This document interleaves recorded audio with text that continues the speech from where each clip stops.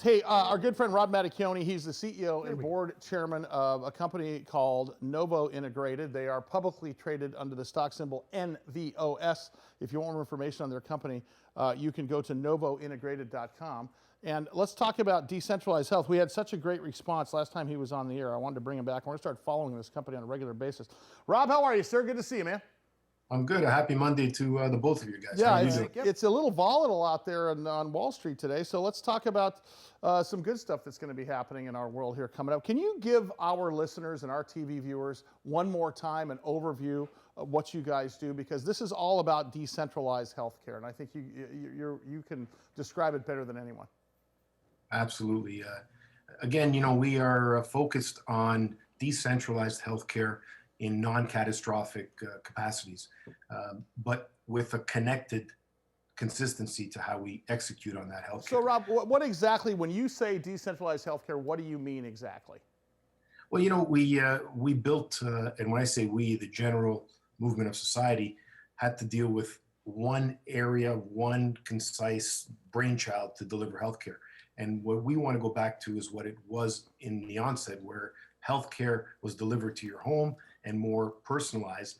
And the advent of technology allows that to happen, whether it's in micro clinics, whether it's in just small community-based atmospheres.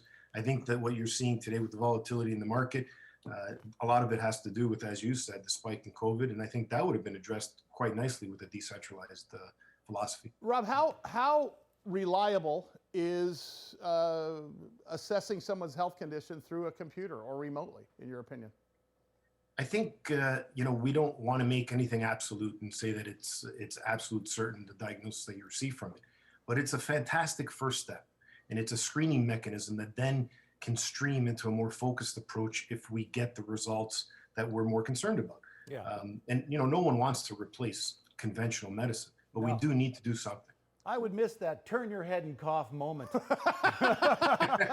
Rob, what you're also talking about is not just biotechnology, but medical technology, correct?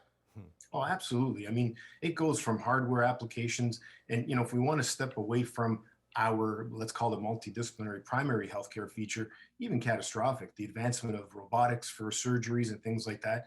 If we fail to embrace technology in one segment of our lives, whereas we embrace it in every other, I think we're falling short on the whole methodology behind technology in general. Yeah, I think a piece of this, when you think in terms of what happened during COVID, obviously this took us all by surprise. And going forward, I think what you're going to see is a push for preventative solutions. Once there is a vaccine, you're going to see a real push for people with pre-existing conditions to get ahead of it, right? Don't you think, Rob? That's where you guys are going to be sort of shining, correct?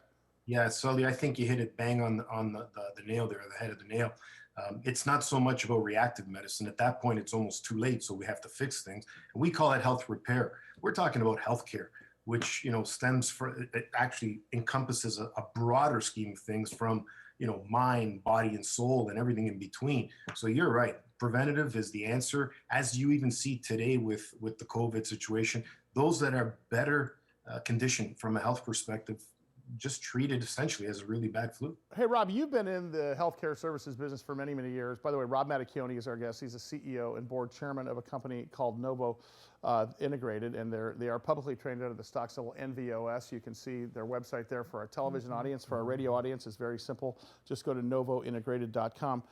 What's next for you guys towards the end of the year, and then again for 2021, because you are at the tip of the spear, what everyone's talking about, and that's healthcare. Yeah, we're focused heavily on patient control of healthcare through technology. In other words, we're heavy into development of things we like to call patient portals, where the various stakeholders can participate in sharing data, and the patient themselves actually own that data, control it, and navigate through it, and select what stakeholders they want in what areas of their treatment and in their preventative care as well. Okay, and I think a piece of this is we got to talk about how the pandemic has highlighted your business model. Talk about that, because as grotesque as it is to say, some businesses have benefited from COVID.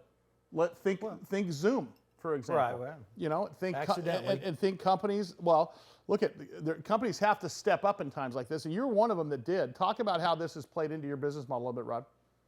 Yeah, thank you, Sully. From our perspective, we were able to capitalize on finally the acceptance of technology. So what we shifted to was that home first platform through virtual physio, virtual everything really. And it was further emphasized in that you saw the responses generally by governments and healthcare community in general, that they didn't want you staying in hospitals, unless it was absolutely necessary. Sure. And so finally, after years of preaching, we were able to prove that healthcare starts at home and in these micro environments. So our clinics really thrived once we were able to turn them back on. Our elder care platform, which stayed essential through the entire process, proved itself through some virtual pieces as well. So yeah, we embraced it. It finally came of age in terms of acceptance from both sides of the spectrum, both patients and practitioners, because in the end, you need buy-in from both sides of that healthcare ecosystem. And last of all, just real quickly, about 30 seconds left, Rob. Adoptability is the adoption of what you're really endorsing here. Is it getting easier as time goes on?